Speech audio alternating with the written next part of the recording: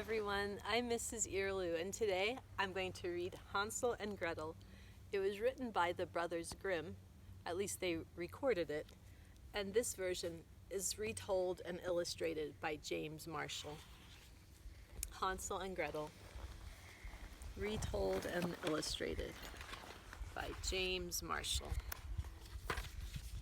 Once upon a time, in a cottage near a vast forest, there lived a poor woodcutter, his wife, and his 2 children. The boy was called Hansel, and the girl Gretel. At the best of times, the family had precious little to live on, but now there was a great famine in the land, and food was scarcer than ever. The woodcutter's wife was worried there wouldn't be enough for her. "Those wretched children of yours are gobbling everything up," she said to her husband. "Do you want your pretty little wife to waste away? Something will have to be done." "Yes, my dearest," said the poor woodcutter, who was afraid of his wife's ferocious temper. "She doesn't like us," said Gretel. "Yes, she does," said Hansel, but he didn't mean it.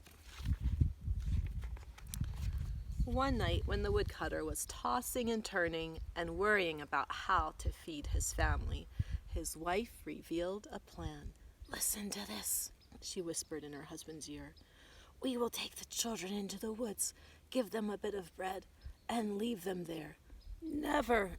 cried the woodcutter. But his wife badgered and badgered. "My poor children," cried the woodcutter. "I know what's best, you dolt," said his wife. "Oh dear," whispered Gretel. "Don't worry," said Hansel. "I'll take care of us." And slipping out into the moonlit night, he gathered up as many white pebbles as he could find. "What are you doing?" said Gretel. "You'll see," said Hansel. "Up, you lazy bones," cried the woodcutter's wife early the next morning.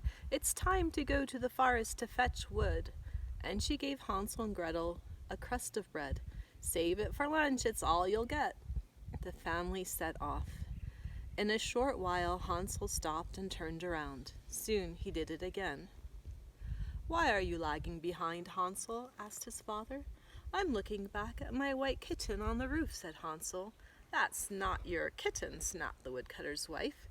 "That's the morning sun on the chimney." They entered the vast forest. In the middle of the forest, Hansel and Gretel were told to build a fire of brushwood and to wait. "They'll return soon," said the woodcutter's wife, and the children were left all alone. They heard the sound of an axe chopping wood, and they thought their father must be nearby.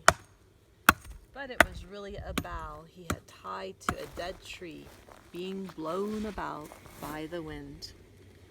At midday they ate their bread and waited patiently.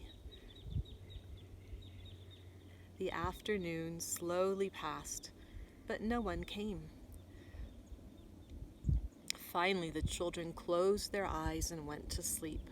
When they awoke, it was pitch black. "Are you frightened?" said Gretel. "Of course not," said Hansel. When the moon had risen, Hansel took Gretel by the hand and showed her how they could follow the trail of white pebbles. "What a clever brother I have," said Gretel. It took them the rest of the night to get out of the forest. When the children arrived home at daybreak, the woodcutter's wife was shocked and infuriated, although she quickly pretended to be glad to see them. "We thought you were never coming back," she said. Hansel and Gretel believed the worst to be over, but soon there came another famine, and the woodcutter's wife began to fret. "There's hardly enough for the 2 of us to eat," she said to her husband. "We'll simply have to take the children back to the woods." "Not again," whispered Gretel. "Don't worry," said Hansel. But when he went to gather up more pebbles, he found the door bolted. She had seen to that. The next morning the children were given a bit of bread, and the family set off. Every few paces Hansel turned around to strew a handful of breadcrumbs behind him. "Why are you tarrying, Hansel?" said his father. I'm looking back at my white pigeon on the roof, said Hansel. Simpleton, cried the woodcutter's wife. That isn't your pigeon. That's the morning sun on the chimney. When they came to the most forbidding part of the forest, the woodcutter's wife said, You will wait here while your father and I gather wood. We will be back soon. Hansel and Gretel did not believe her. At midday, Gretel shared her bread with Hansel. Soon, as they did before, they fell asleep, and when they awoke, it was pitch black. said Gretel. When the moon rises, said Hansel, we will follow the trail of breadcrumbs out of the forest. But when the moon rose, they found no breadcrumbs. The birds in the forest had eaten them all. We'll never get out, cried Gretel. They wandered on, deeper and deeper into the forest, eating whatever berries they could find. When they'd been away from home for 3 days, a snow-white bird appeared. Let's follow it, said Hansel.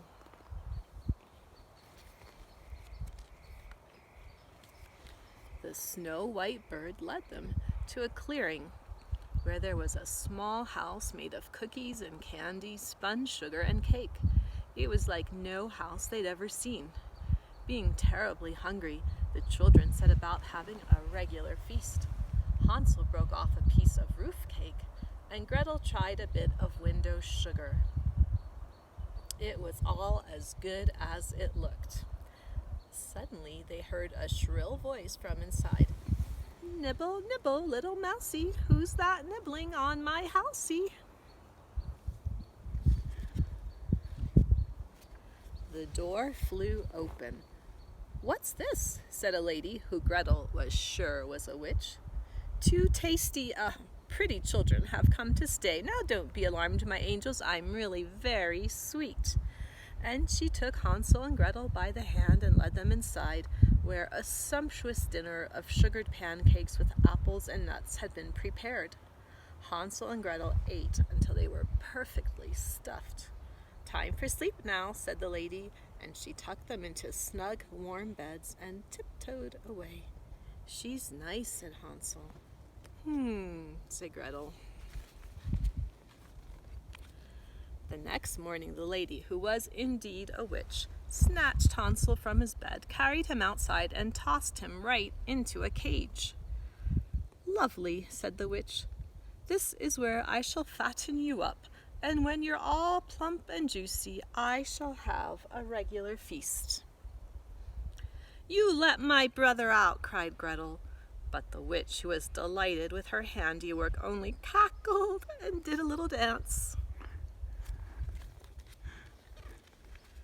Poor Gretel, who had to do the witch's bidding, was put to work cooking enormous meals for Hansel. For her own dinner, Gretel was given only crab shells. Every morning the witch would go to Hansel's cage to see how much fatter he'd grown.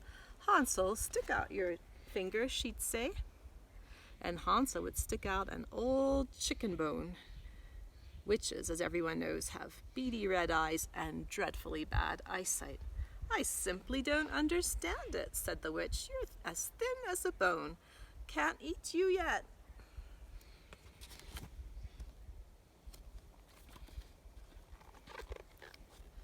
Now Hansel's little trick worked for some time. Every morning the hungry witch was annoyed to find him still so scrawny. Phooey, said the witch, not yet. But finally she had run completely out of patience. I'll just have to eat you as you are, she said. And she had a consoling thought. Perhaps she should eat the little one too. Gretel, dear, she said, would you please peek into the oven to see if it is sufficiently hot? But Gretel saw what she had in mind. I don't know how, she said stupidly. Goose, cried the witch, I'll show you. And she crawled partially into the oven. Really, there was only one thing for Gretel to do. She gave the witch a tremendous shove. The horrid witch roasted to a regular crisp. We're free, cried Gretel. The witch is dead. Hansel flew out of the cage like a bird. What a clever little sister I have, he cried.